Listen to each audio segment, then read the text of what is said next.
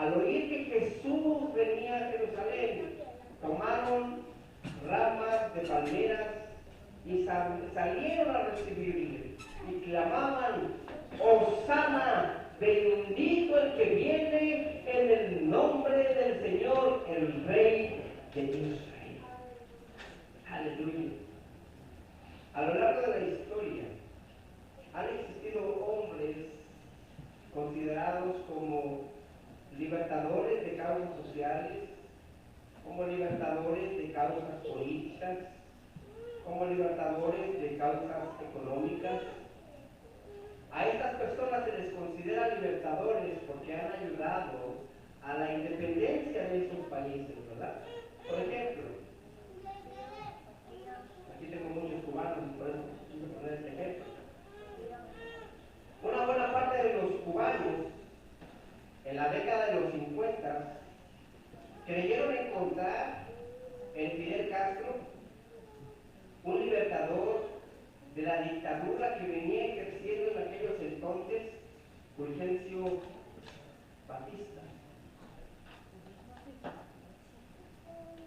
Pero no lograron nada, porque siguen estando presos de un gobierno narcisista, de un gobierno egoísta. Es decir, que no era el libertador que ellos esperaban, ¿verdad? Otro ejemplo, ¿hay alguien aquí en Nicaragua? ¿No? Es el pueblo nicaragüense que a finales de la década de los 70 creían haber encontrado en los sandinistas libertad a la opresión del entonces presidente y dictador Anastasio Somoza, sin que también hayan logrado absolutamente nada. Y pudiéramos enumerar diversos países que han buscado esa libertad, que lo único que han logrado es esclavizarse más. Porque los pueblos siempre han buscado ser libres de las distintas formas de opresión. Pero al no ir al verdadero libertador, terminan siendo más oprimidos de lo que ya están.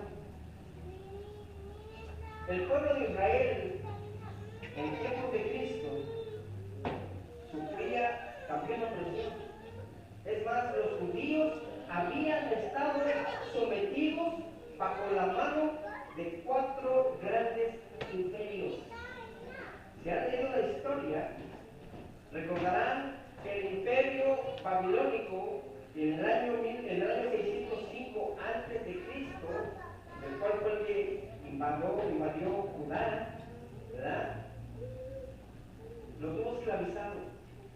Babilonia, como que se quiso portar un poco condescendente y les concede a Judá seguir teniendo rey, pero no iba a ser gratis. Les concede el derecho de tener un rey a cambio de pagar tributos, a cambio de pagar impuestos. Y esto duró unos 20 años. Llegó en el 586 a.C. que los judíos intentaron rebelarse contra Babilonia, fracasando en su intento, y dio como resultado la destrucción de la ciudad de Jerusalén. En esta invasión hubo saqueos, incendiaron el templo y llevaron a muchos cautivos a Babilonia. Pueden verlo ahí en el libro de Daniel, que comienza desde su primer capítulo. Esto resultó en la destrucción de la ciudad de Jerusalén, porque tras esos saqueos, tras esos incendios y la deportación, no quedaba nada. Fueron alrededor de años que los judíos permanecieron bajo el dominio de los babilonios. Y en el 539 a.C., los persas arrebataron el dominio a los babilónicos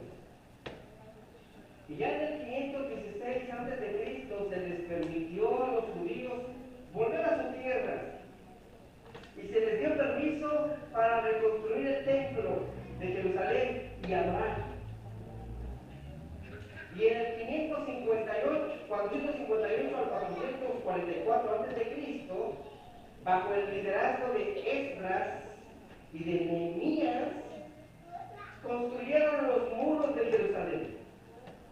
Después, ayudados por Malaquías, algunos líderes intentaron llevar una reforma moral y espiritual, pero no tuvieron éxito. Así que muchos de los judíos se apartaron de la ley de Dios, porque no hubo el resultado que ellos esperaban. Pero gracias a Dios que no fueron todos, porque algunos se rehusaron a la influencia pagana. Yo me pregunto, ¿tú estás haciendo lo que incluye este mundo?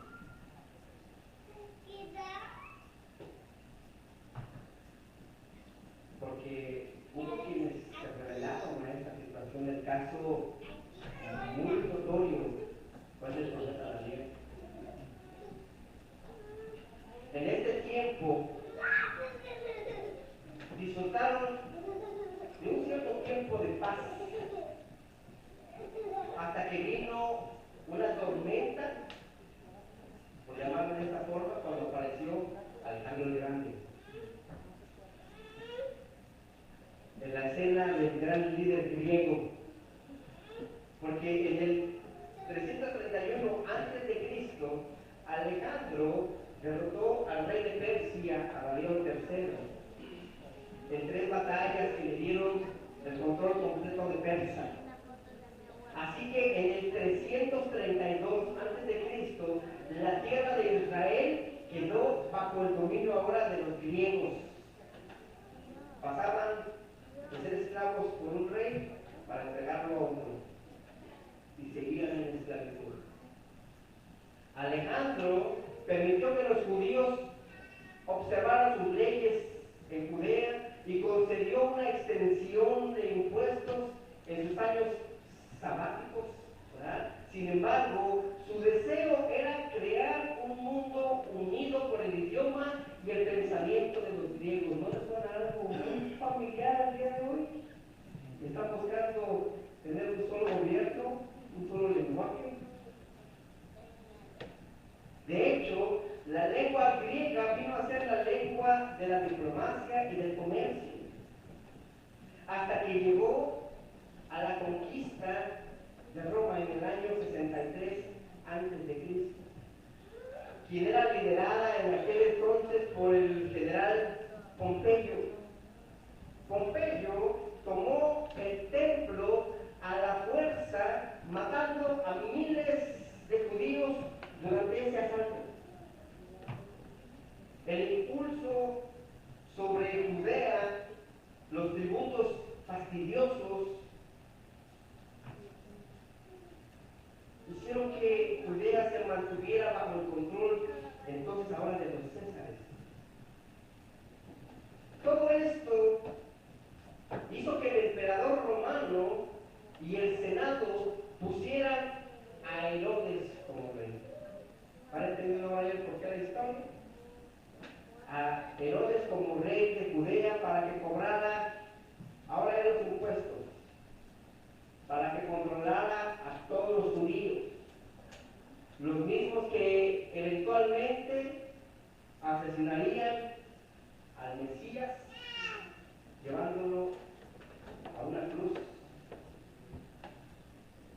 Lo más terrible, si notaron todo esto, si aquellos que les gustan las matemáticas, porque lo más terrible es que esos 400 años de la historia no hubo palabra escrita o revelada de parte de Dios para su pueblo. Lo que los historiadores llaman los 400 años de silencio.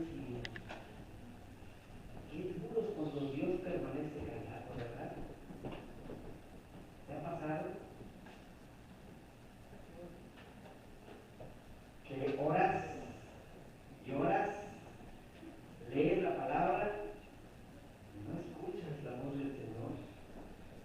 Y te has preguntado, yo creo que en esas ocasiones, ¿sigues ahí, Señor? ¿Verdad? Porque qué duro es que Dios permanezca en silencio. Pero en este contexto que aparece, es algo de nuestro Señor Jesucristo. Los judíos habían perdido su identidad como nación. Tú has perdido tu identidad como hijo de Dios. Porque en la época gloriosa de su gran rey David, era solamente cosas del pasado. Como muchas veces tú y yo decimos, ay, es que yo me acuerdo en mi país, tuve épocas hermosas, maravillosas. ¿Sí? Es cosa del pasado. Así estaba el pueblo de Israel. Así que los judíos anhelaban un líder capaz de enfrentar aquel imperio y que además pudiera restablecer la nación como un reino nuevamente. Dios había prometido un Salvador en su palabra, uno que iba a restablecer no solo a una nación, sino a toda la humanidad. Sin embargo, la ceguera religiosa les impidió poder identificar al Salvador del mundo. Y en su lugar les sentenciaron a una terrible muerte, a una muerte de cruz. Este domingo arrancamos por la Semana Santa, como muchos le llaman. Y ahí es ahí donde me quiero enfocar en uno de los eventos más emblemáticos de la historia bíblica, la entrada triunfal a Jerusalén, que realizó nuestro Señor Jesucristo, el cual fue un verdadero vía crucis para él. Vía crucis. Vamos a volver al pasaje central, pero ahora vamos a leerlo del 12 al 19. Juan 12, del 12 al 19. Quise tomar los dos primeros versículos para traerles esta historia de la historia del pueblo de Israel, de la historia del pueblo de Dios. Y sabes que, mi hermano y mi hermana, tú y yo somos parte de esa historia. Por eso quise traer esta historia, que entendiéramos un poquito de cómo comenzó esa persecución, esa esclavitud del pueblo de Dios. Pero ahora quiero que vayamos un poquito más allá y entendamos nuestro pasaje central. Dice, voy a leer a partir del verso 14, que ya leímos el 12 y el 13. Dice, y halló Jesús un asnillo y montó sobre él, como está escrito. No temas, hija de Sión. He aquí tu rey viene montado sobre un pollino de asno. Estas cosas no las entendieron los discípulos al principio, pero cuando Jesús fue glorificado, entonces se acordaron de estas cosas que estaban escritas acerca de él y de que se las habían dicho. ¿Has sucedido que pasan cosas y dices, Señor, ¿por qué pasan estas cosas? Que no las entiendes. Bueno, sus discípulos tampoco lo entendieron. El verso 17 dice, y daba testimonio la gente que estaba con él cuando llamó a Lázaro del sepulcro y le resucitó de los muertos. Por lo cual también había venido la gente a recibirle, porque habían oído que él había hecho esta señal. Pero los fariseos dijeron entre sí, ¿ya ves? No conseguís nada. Mira, el mundo se va tras él. La expresión en la escritura al siguiente día es la que quiero resaltar, que está en el verso 12 que comenzamos. Porque en esta parte pareciera como que Juan quería dejar en claro que era al siguiente día de que Jesús fuera ungido que sucedió esto, esta entrada triunfal a Jerusalén. Jesús fue ungido por María, quien había derramado aquel perfume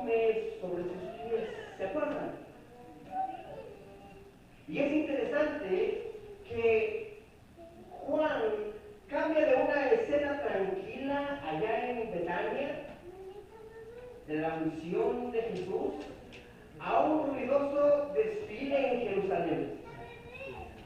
Todos los 4 evangelios, si ustedes ponen atención, anotan este episodio. Los 4 evangelios, que por cierto, esta fue la única demostración pública que nuestro Señor permitió mientras ministraba en la tierra, demostrarse como rey.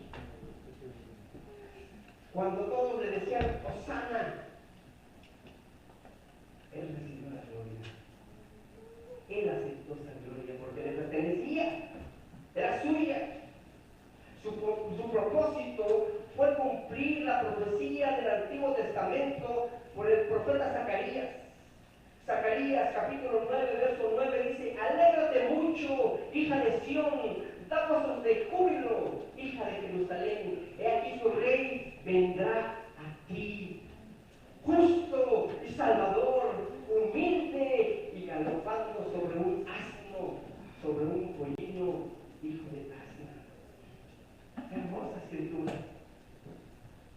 Pero el resultado de esta profecía fue una creciente incomodidad de parte de los dirigentes religiosos, que a la larga resultaría en la crucifixión de aquel Salvador. Ese día había una multitud grande, porque pareciera como que en realidad Jesús estuviera tratando de incitar una revuelta y establecerse como rey. Pero eso no era lo que él tenía en mente. No. Este evento se sitúa, dice la Escritura, que fue el domingo anterior de la resurrección de nuestro Señor. Y hago este énfasis porque la tradición cristiana lo llama el domingo de Palmas. La multitud había venido, dice la Escritura, que a una fiesta. Te preguntarás, ¿a qué fiesta se refería? Pues se refería ni más ni menos que a la fiesta de la Pascua, conocida en el original como Pesaj. Y esta era una fiesta que se hacía para recordar que Dios había liberado a su pueblo hebreo allá en Egipto. Era una gran fiesta para recordarles: no se te olvide de dónde te saqué. Era una fiesta muy memorable. Básicamente se recordaba la redención de nuestro Dios, así como la liberación de Israel de la esclavitud y de la miseria espiritual en que vivía. Esta fiesta también recordaba la revelación de Dios allá en el monte Sinaí, así como el retorno de la tierra prometida. Había muchos eventos que encerraban esa celebridad. En esta fiesta, presten atención, se ofrecía un cordero sin mancha. Y la sangre que se rociaba se usaba para proteger a los hijos de los hebreos. Porque la sangre era señal de protección. Como nos dice Éxodo ya del capítulo 12, versos 3 al 5. Anoten las citas ahí, léanlas en casita. Pero el pueblo no tenía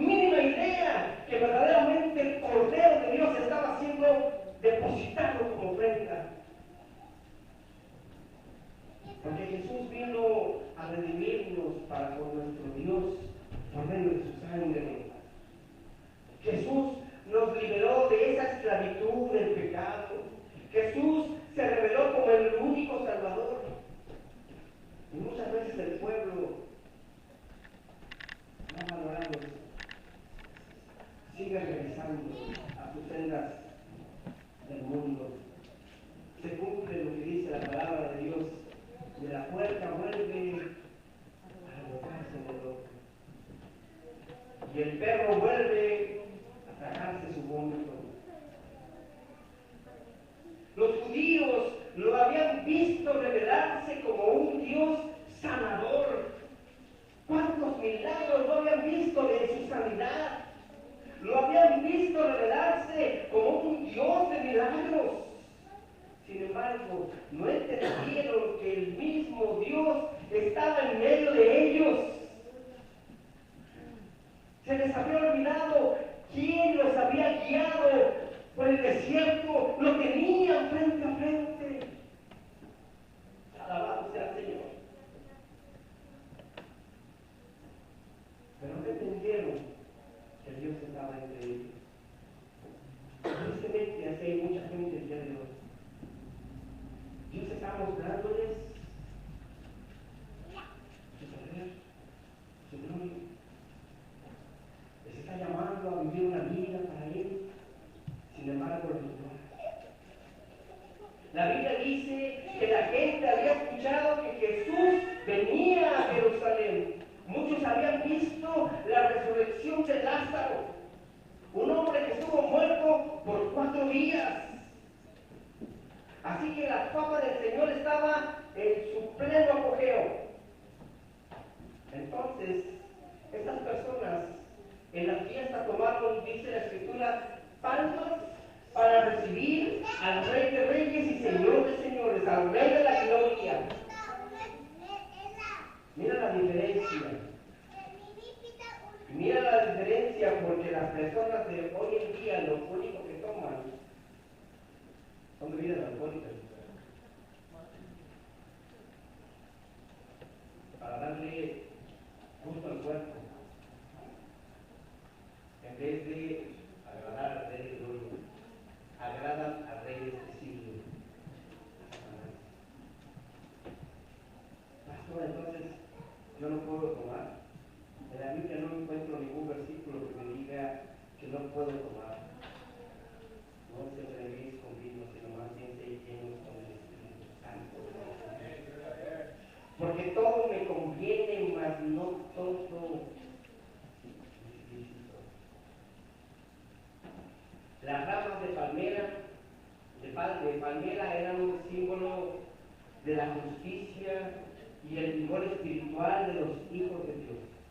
Salmo 92:12 dice: el justo florecerá como la palma, crecerá como el cedro del Líbano, aleluya. Pero tienes que estar en esa justicia. También las ramas de las palmeras eran un símbolo de regocijo, según Levíticos 23:40. Y tomaréis el primer día ramas con fruto de árbol hermoso, ramas de palmeras, ramas de árboles frondosos y sauces de los arroyos, y os regocijaréis delante de Jehová vuestro Dios por 7 días. Por 7 días. Aquí tú y yo no queremos hacer solamente una vez a la semana. Por 7 días. Porque todos los días son días del Señor. Y por supuesto que las palmas también son un símbolo de victoria. Apocalipsis, capítulo 7, verso 9. Anote las citas. Y espero que esta semana puedan meditar en ellas.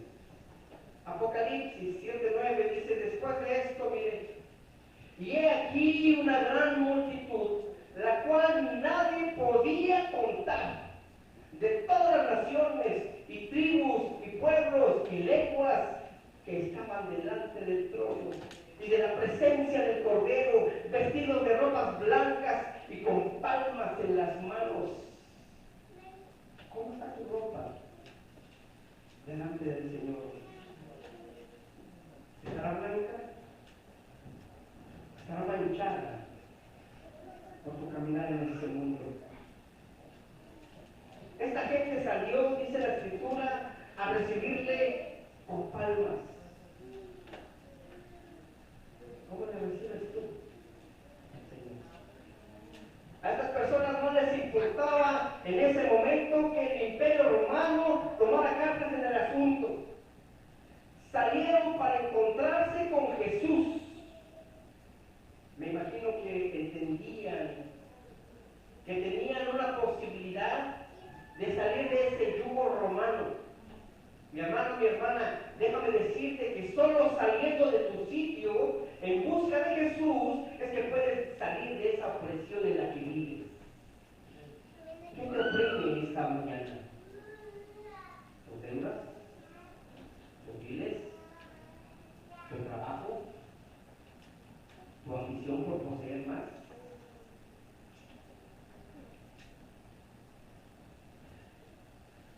Muchos están esclavizados de sus temores. Pastor, pero es que si no trabajo, ¿cómo pago mi renta? ¿Cómo pago mi auto? Están esclavizados de sus problemas. Esta gente tuvo que salir, tuvo que viajar grandes distancias para ir a la Pascua, y tú y yo no podemos ir a la iglesia porque está muy lejos.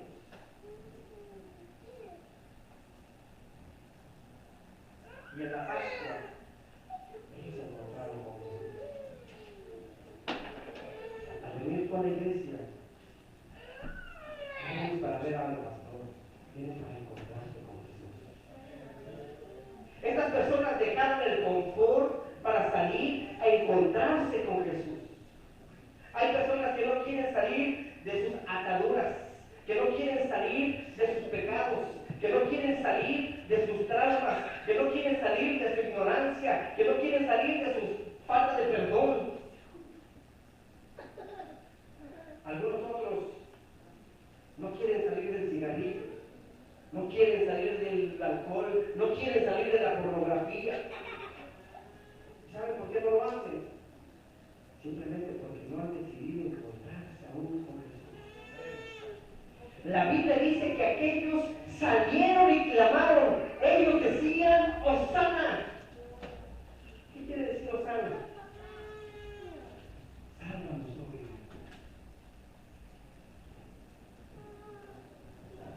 El término Hosana en la traducción del arameo al hebreo significa salva ahora. O te imploro que nos salves por favor. ¿Tú suplicas todos los días o solo cuando te aprieta el zapato?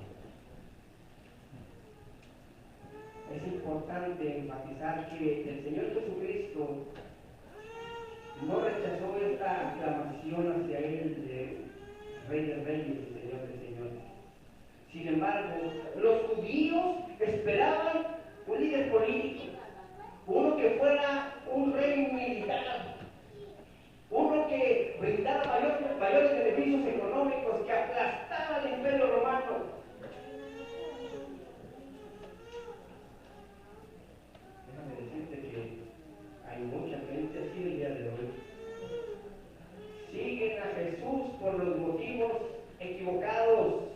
Hasta se atreven a decir, si me sanas te sigo, si me das dinero te sigo, si me pagas mi matrimonio te sigo.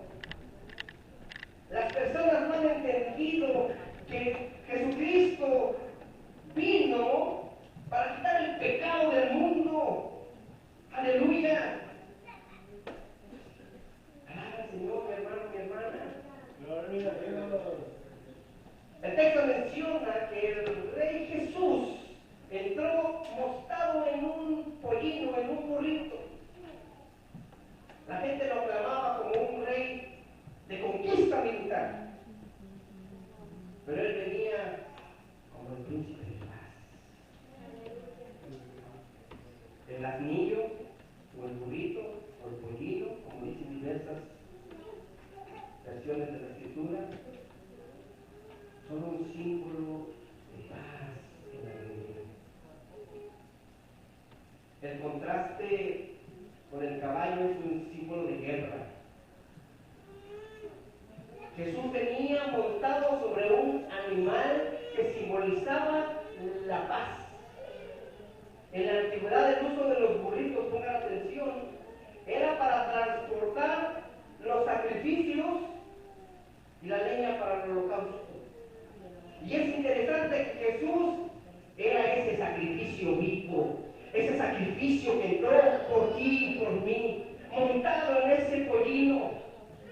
Él era ese sacrificio. Cuando se empiece, nos dice, no temas, Israel. He aquí con él viene, montado sobre un pollino de asno. La entrada triunfal a Jerusalén se estaba cumpliendo con la profecía de Zacarías, más o menos 400 y tantos años antes de Cristo. Y es que Dios, mi hermano, mi hermana, cumple todo lo que promete. Tal vez se ha tardado contigo, con el pueblo de Israel, para nosotros, fueron como 400 años. Pero todas sus promesas son sí y amén, aleluya. Y es que Dios cumple siempre todo lo que Él ha prometido. Y no sé qué estás pasando hoy tú, mi hermano, mi hermana. Yo no sé cuál sea tu condición, pero déjame decirte, como dice Zacarías, alégrate, hija. Dan voces de júbilo, hija de Jerusalén. He aquí tu rey vendrá a ti. ¿Lo oíste bien? Vendrá a ti. ¿Tú no vienes ahí? Él va a venir a ti. Pero Él viene humilde, cabalgando sobre ese burrito. Yo te pregunto,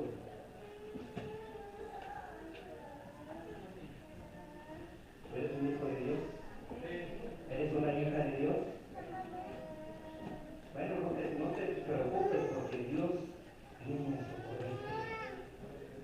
Cristo solo necesitó entregar su vida en una cruz para salvarnos, aleluya. La nación había desperdiciado todas las oportunidades que se le presentaron. Sus dirigentes no conocieron el tiempo de esta visitación de nuestro Dios. Ignoraron sus propias escrituras. Ellos eran expertos de la ley y lo ignoraron. Sin embargo, lo más glorioso y lo más terrible también es que la próxima vez que Israel vea al rey, la escena será radicalmente diferente. Mira lo que nos dice Apocalipsis 19:11. Entonces vi el cielo abierto y he aquí un caballo blanco, y el que montaba se llamaba Fiel y Verdadero, y con justicia juzga y pelea. Aleluya. Ya no vendrá más como un manso cordero. No, ahora vendrá a imponer su autoridad, lo que él le pertenece. Aleluya. Porque él vendrá en gloria, no en humildad. Y los ejércitos de los cielos le acompañarán. No viene solo, viene con un ejército. Aleluya. Será una escena de victoria cuando él venga a derrotar a sus enemigos y a establecer su reino en este santo lugar. Aleluya. Yo no sé tú, mi hermano, mi hermana, pero cuando yo escucho estas mensajes, me sacudo y me estremezco. Porque entiendo que mi morada no es así. Y que un día el Todopoderoso vendrá victorioso y me arrebatará en este lugar. Aleluya. Yo no sé cuál es tu esperanza. Yo no sé si tu esperanza es hacerte viejito y morir aquí, que te entierren y que se olviden de todo. Esa no es mi esperanza. Mi esperanza es un día poder abrir mis ojos en la santa presencia de Dios y decirle, Hosana, Hosana al Rey de Gloria, aleluya.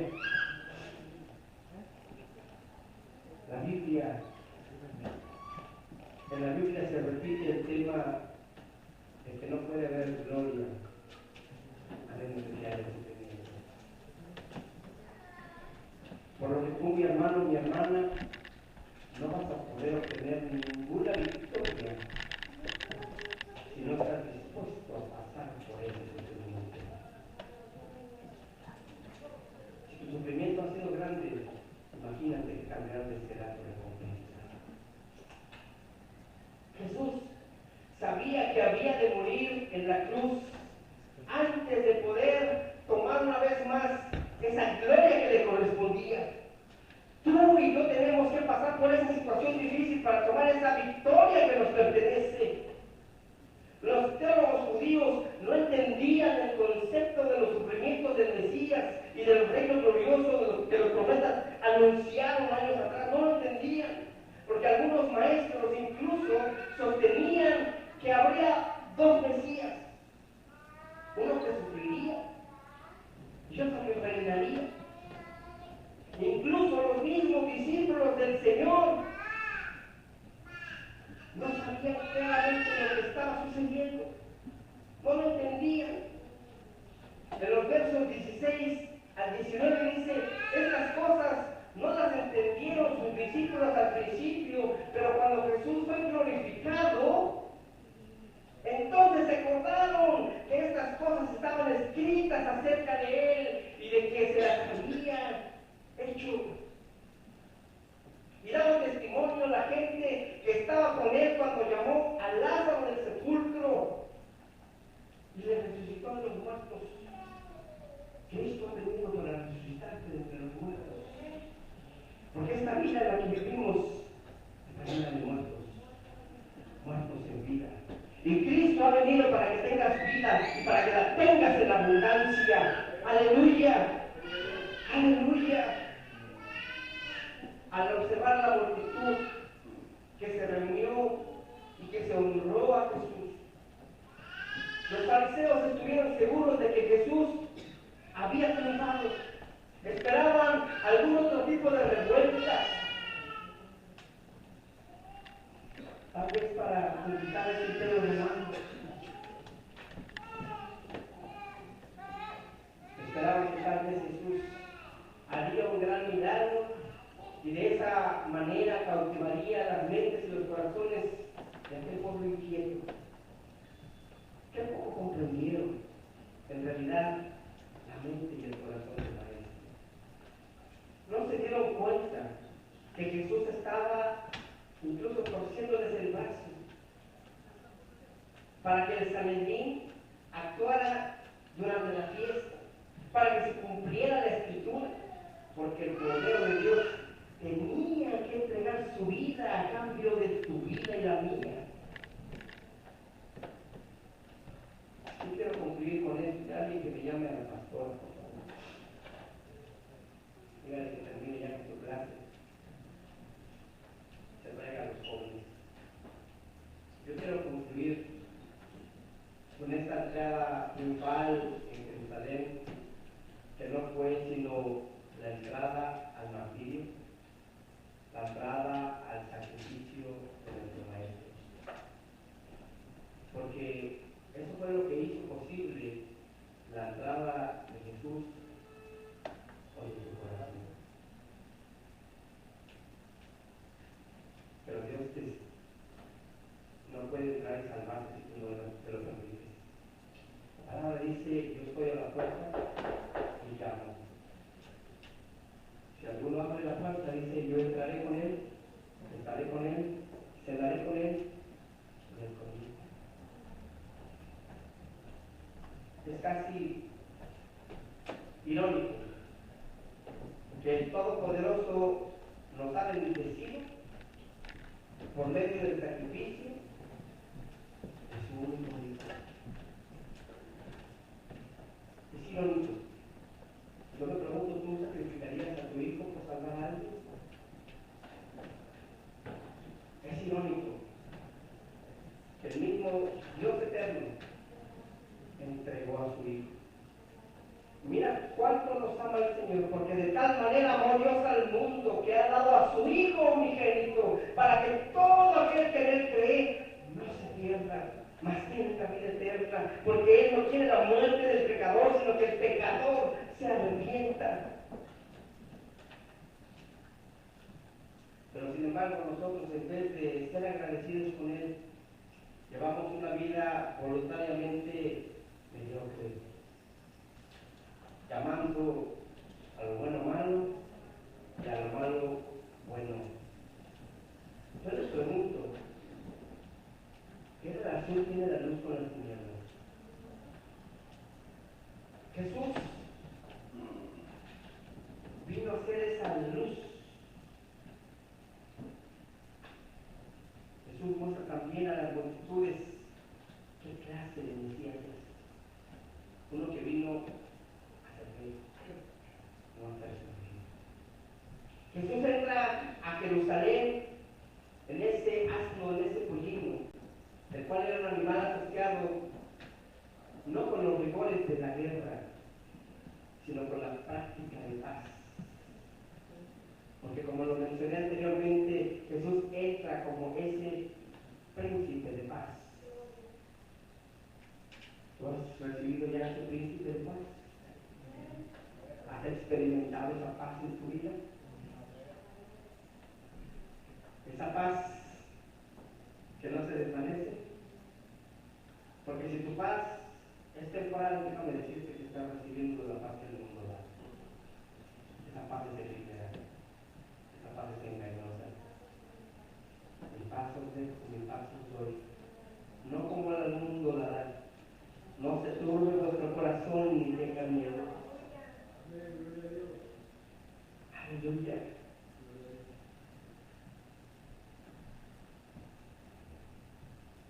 Yo no sé si tú verdaderamente quieras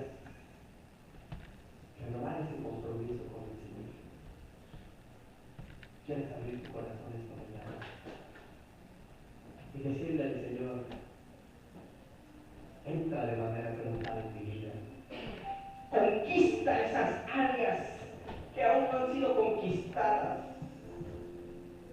Revélame, Señor, cuáles son esas áreas que aún me he resistido a entregártelas. Porque si no he podido dejarlas, es porque lo estoy haciendo por mi voluntad, por mi fuerza.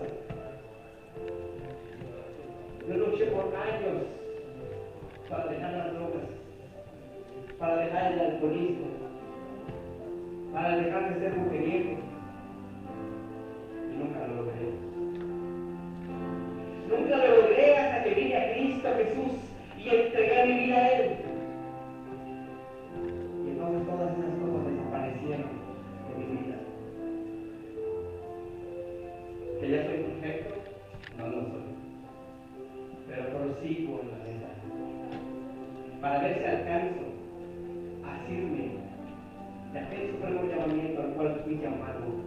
Tú fuiste llamado, tú fuiste llamada a un supremo llamamiento. No es un llamamiento de que la gente te vea como un cristianito más. No. Tú eres ni más ni menos que un hijo, una hija de Dios. ¿Quieres ponerte en pie? Vamos a orar.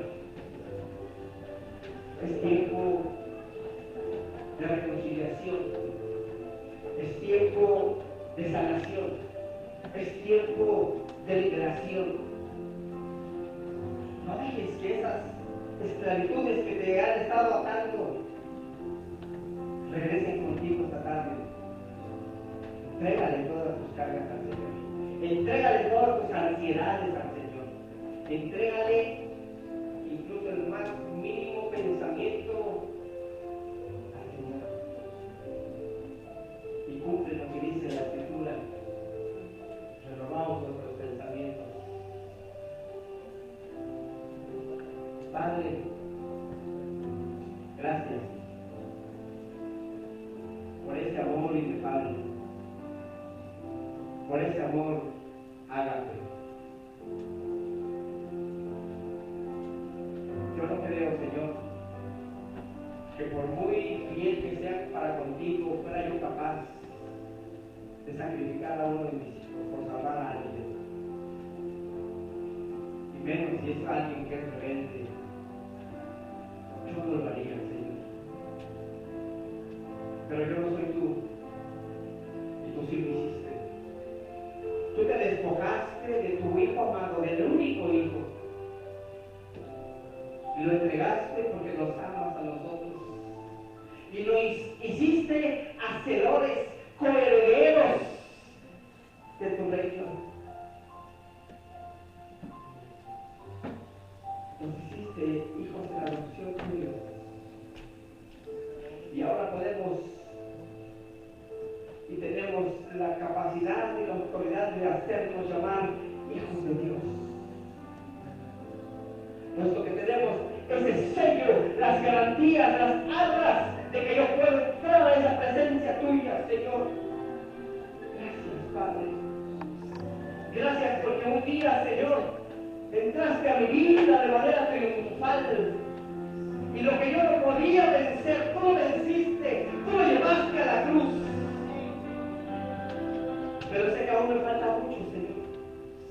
Porque cada día te fallo. Cada día, Señor, sigo haciendo lo que no quiero hacer. Y lo que debo hacer no lo hago, Padre. Y algo, como dijera Pablo, que ya no lo hago yo, sino que el pecado que mora en mí. Pero hoy quiero decir que en Cristo soy más que vencedor. Hoy tu pueblo dice que en Cristo somos más que vencedores. Porque Cristo ha venido a reinar en nuestras vidas. Él es nuestro Rey de Reyes, nuestro Señor de Señores, nuestro principio, nuestro final, nuestro alfa, nuestra oveja. Aleluya.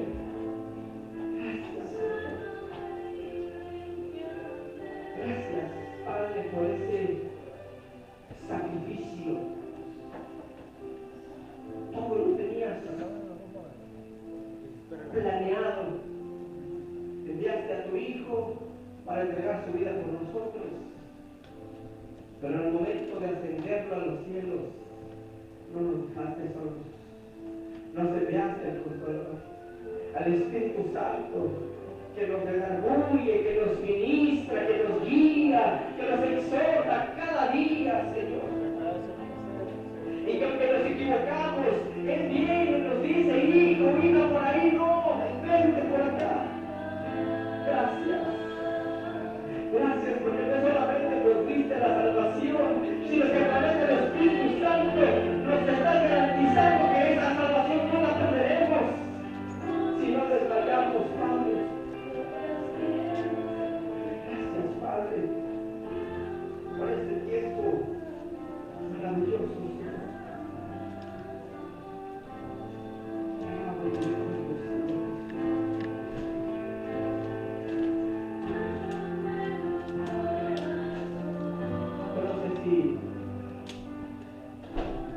Todos los que estamos aquí presentes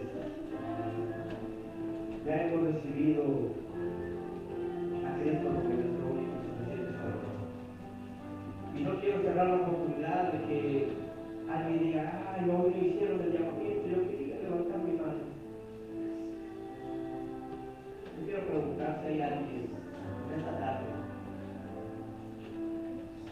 que quiera abrir su Jerusalén y darle la entrada triunfal al Cristo de su vida.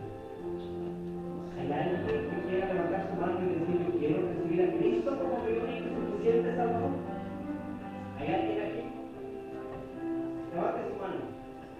No le voy a invitar que venga aquí al frente. Levante su mano. Yo quiero orar por usted. ¿Hay alguien que quiera levantar su mano y decir, yo quiero recibirlo? ¿Nadie? Bien. Si ya todos hemos recibido a Cristo como nuestro Señor y Salvador, continuando con lo que el Señor me puso en el programa para el día de hoy, la Semana Santa, o la Semana Mayor, como algunos la conocen, comienza el domingo de las Palmas.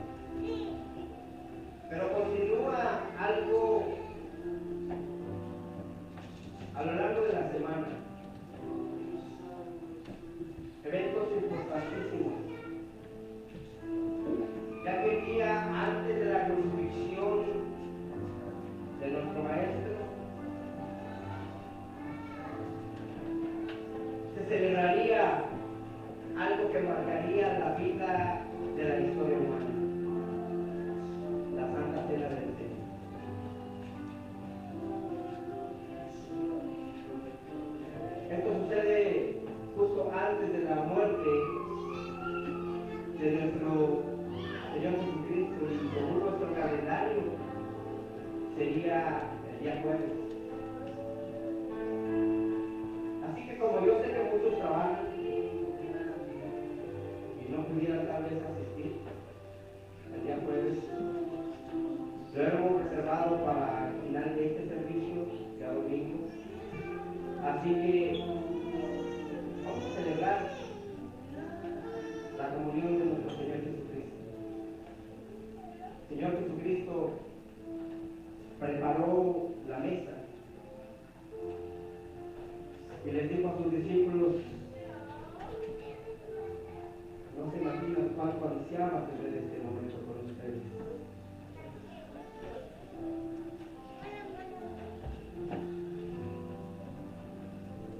Cada vez que yo leo estas palabras,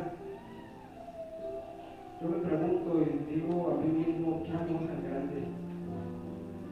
Porque él sabía lo que venía después de este momento tan especial. Y él dijo: no saben cuánto ansiaba que llegara este momento.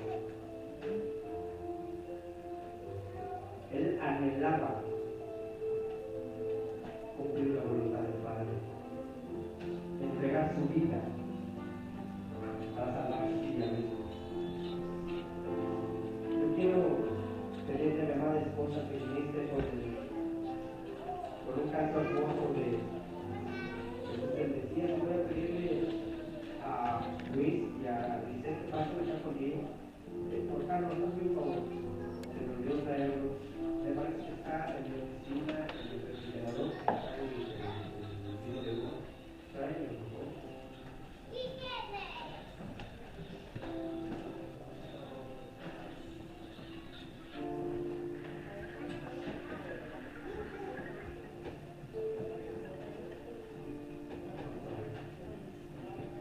Puedes tomar tu asiento.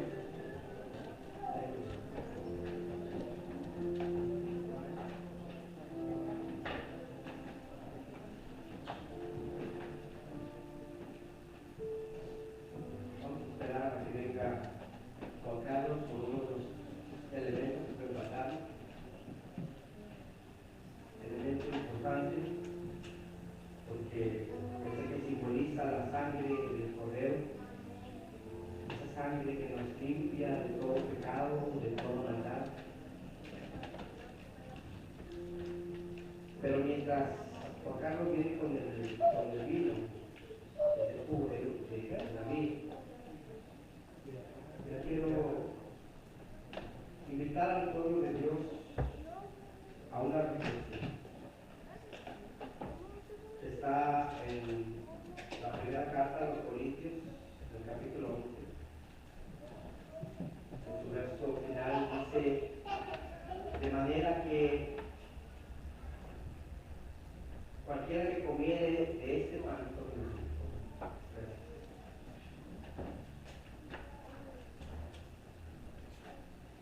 o bebiere de esta copa del Señor indignamente, será culpado del cuerpo y de la sangre del Señor. Por tanto, esta es la parte que quiero que todos entiendan. No es comer por comer, no es beber por beber. Por tanto, pruébese cada uno a sí mismo cómo está tu vida delante de Dios. Y coma así el pan y beba de la copa. Porque el que come y bebe indignamente, sin discernir el cuerpo del Señor, juicio come y bebe. Mi hermano, mi hermana, tú no quieres que el participar de la mesa del Señor sea una maldición en tu vida. Tú quieres que sea una bendición en tu vida. Y si eres honesto, honesta contigo mismo, tú sabrás si participas de esta mesa del Señor. Quiero mencionar que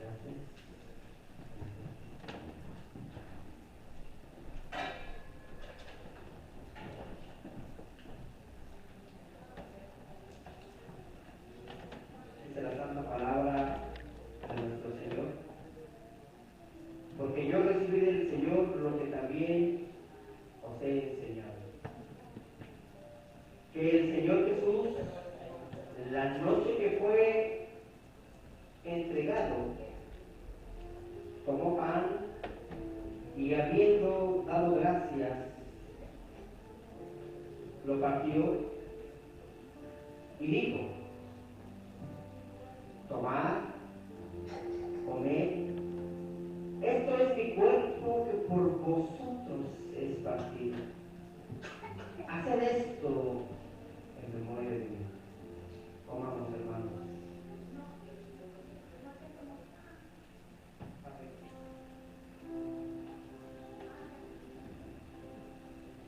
En las copitas hay un plástico transparente y está el pan encima y el vino está debajo.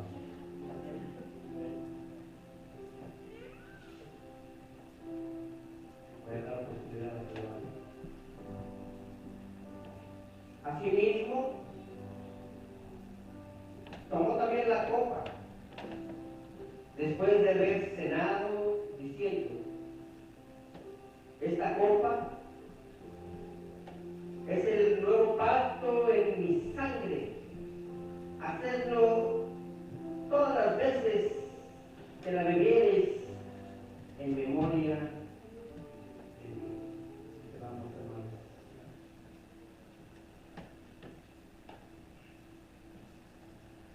Así pues, dice la Santa Escritura: todas las veces que comieres este pan y bebieres esta copa, la muerte del Señor anunciáis hasta que Él venga. Padre, te damos gracias por este sacrificio hermoso, Señor.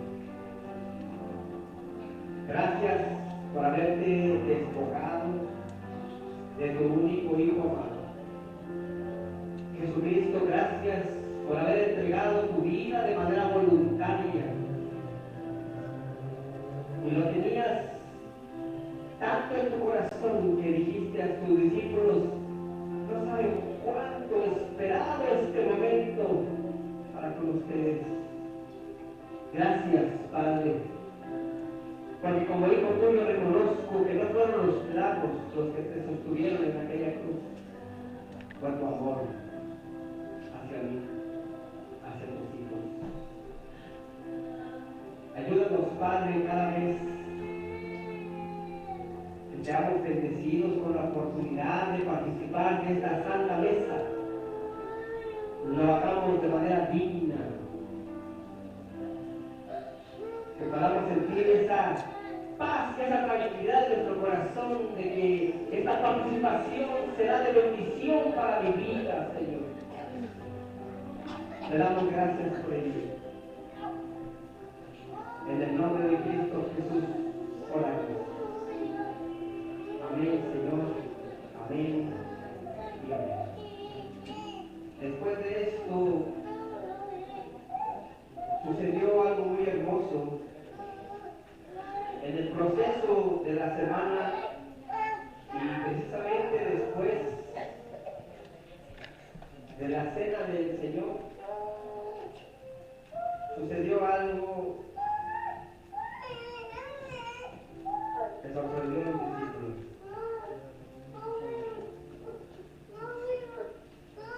Porque Jesucristo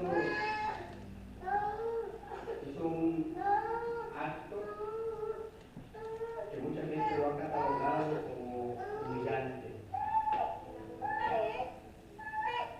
Se lavó los pies a los discípulos.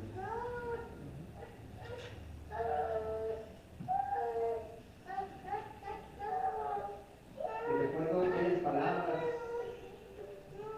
de Pedro decirle: yo no te dejaré creer.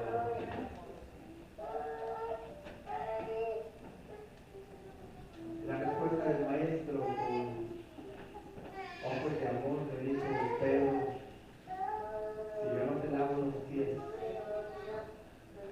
no tendrás parte conmigo. Entonces la Escritura dice que Pedro le dijo: Señor, no me laves solamente los pies, sino que lávame completo. Y Jesucristo le dice: los que ya han sido lavados, comprados por la sangre del Cordero, solamente necesitan lavarse los pies. Hubiera yo querido hacer ese evento hoy en esta tarde, lo tenía planificado, pero tengo tantas cosas en mi cabeza que se me olvidaron los elementos que yo tocaba. pero quise mencionarlo para que sepamos cuál fue la secuencia de esta celebridad. Después de ello vino el día crítico, pero el día maravilloso para nosotros. Porque el día viernes fue cuando fue crucificado. Yo les invito a toda la congregación. Este día viernes vamos a tener el servicio de las 7 palabras. Que nuestro amado Salvador todavía tuviera para nosotros allá en la cruz. Palabras de esperanza, palabras de amor. Aún estando en ese dolor, todavía tomó tiempo para darnos 7 maravillosas palabras. Y yo quiero que no se pierdan este viernes. Si tienen la oportunidad, va a comenzar el servicio, lo vamos a hacer afuera. Vamos a poner mesa, sillas allá afuera. Vamos a ver si podemos tener algún pequeño bocadillo, tal vez son 2 y sodas. Pero queremos estar allá afuera. Queremos salir de la comodidad. Cristo salió de la comodidad. Es incómodo estar en una cruz. Tú y yo tenemos que salir de este lugar. Yo quiero que estas 7 palabras no sean solamente para ti y para mí, como recordatorio. Quiero que la gente lo escuche. Quiero que los que van pasando sepan que hay esperanza, que hay salvación. Eso tenemos que hacerlo como iglesia. Así es que el viernes les invito a las 6 de la tarde, vamos a encontrar servicios. Los miembros de la iglesia, todos en general, pueden venir a ayudarnos desde las 3 de la tarde. Vamos a estar haciendo todos los preparativos para comenzar a las 6 de la tarde.